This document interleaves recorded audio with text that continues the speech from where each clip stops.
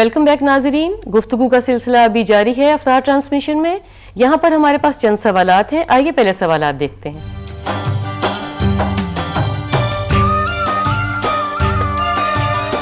किसी के पास इस तरह माल पड़ा हुआ है कि उसको ज़कात बनती है, लेकिन वो ज़कात उसने कभी नहीं दी, ना वो देना चाहता है, उसका माल क्या होगा, हलाल होगा कि हराम होगा? कि अगर कोई शख्स रिश्वत लेने या देने पर मजबूर है तो उस मामले में हमारा दीन क्या कहता है?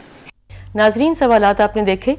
तालिब साहब, पहला सवाल है कि अगर हमारे पास कुछ माल है और ज़कात बनती है और हमने ज़कात कभी भी नहीं दी, तो ये सब माल जो हमारा पड़ा हुआ है या बढ़ रहा है, तो ये माल हमारा हलाल है?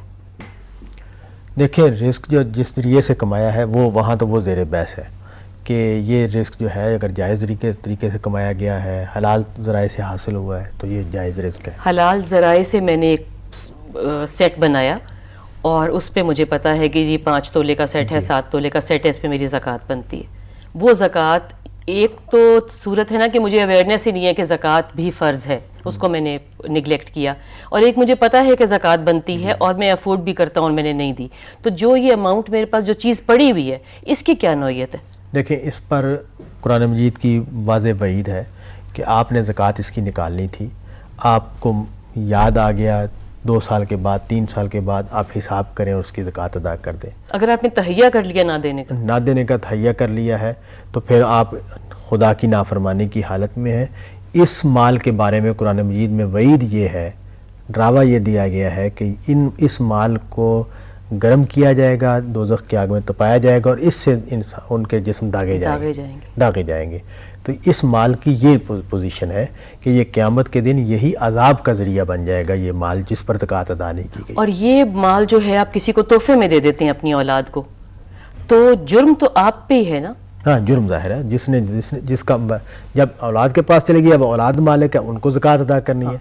जब तक वालिदैन के पास था माल, उनको ज़कात अदा करनी थी, उन्होंने अगर ज़कात अदा नहीं की तो उनका जुर्म उनके ऊपर है। तालिब साहब, कई लोगों का ये भी कॉन्सेप्ट है कि जो तोहफा देते हैं, फ़र्ज़ करें बच्ची को तोहफा दिया है, शादी हुई है, माँ बाप ने दिया तोहफा, शादी हुई है, ससुराल वालों ने तोहफा दिया है, तो कई लोगों का कॉन्सेप्ट ये है कि जो माँ बाप देते हैं उसकी माँ बाप ज़कात दें सारी उम्र, बिकॉज उन्होंने दिया है, और जो ससुराल वाले देते हैं उसकी ससुराल वाले ज़कात दें।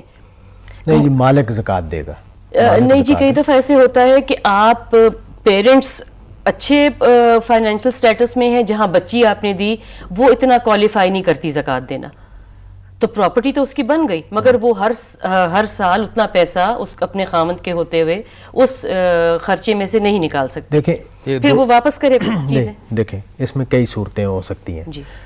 मेरे पास माल है और मेरी माहवार आमदनी या रोज़ाना आमदनी इतनी नहीं है कि मैं उसमें से उस माल पर बनने वाली ज़कात अदा करूं। मालिक मैं हूं, कोई और ज़कात देने का जिम्मेदार नहीं है। ज़कात मैंने देनी है, इसलिए कि मैं उसको बड़ा तरह हूं ना, मैं उसको मरद हूँ और मैं उसका मालिक हूँ।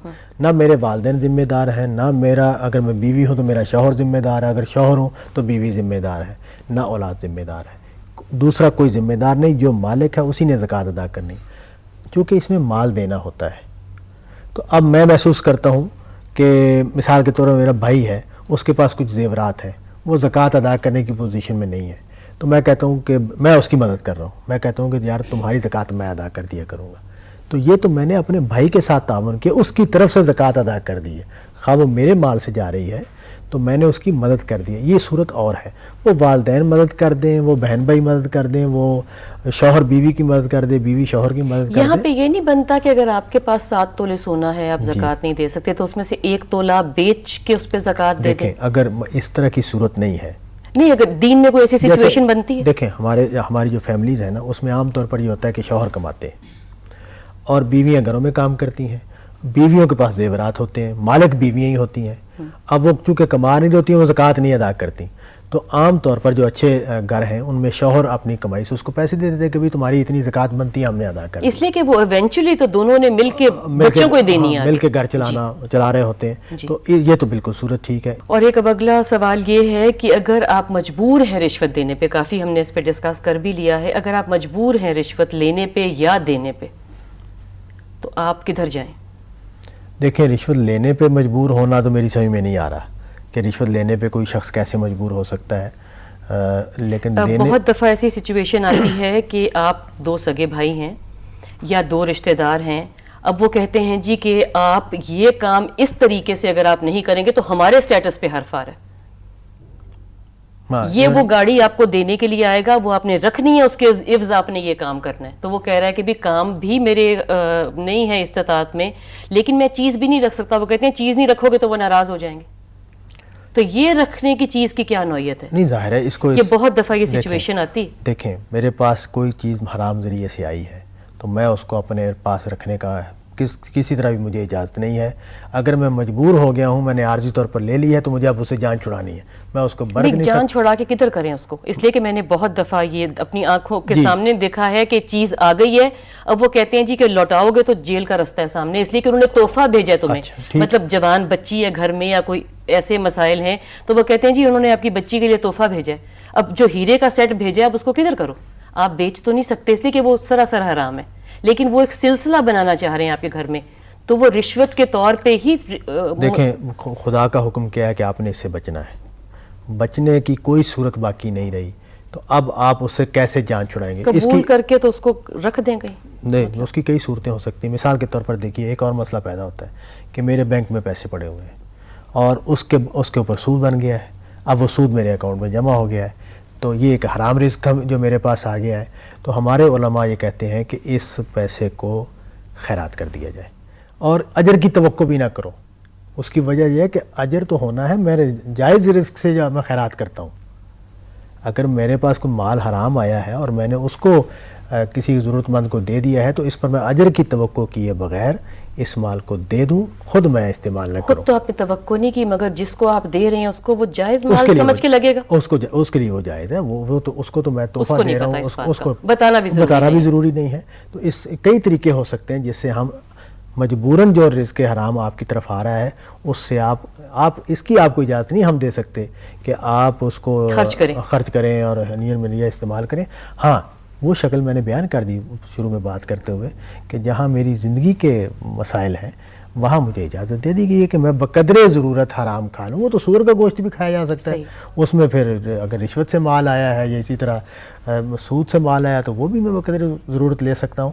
وہ مسئلہ یہاں زیر بحث نہیں ہے. تو یہاں میں اب آپ کو ایک بات یہ سمجھ میں آئی ہے کہ آپ کہہ رہے ہیں کہ مجھے لینے کی بات سمجھ میں نہیں آتی. جتنے مجبور ہم رشوت دینے پہ ہوتے ہیں, ہم بہت دفعہ رشوت لینے پہ بھی اتنے مجبور ہو جاتے ہیں. بعض صورتیں ایسی ہیں, بعض محکمے ایسے ہیں کہ جس میں اس طرح کا جبر ہے. نہیں, آپ واپس نہیں کر سکتے چیز. وہ کہتے ہیں جی ہماری حد تک کر دی, ہمارا تحفہ واپس کر دیے.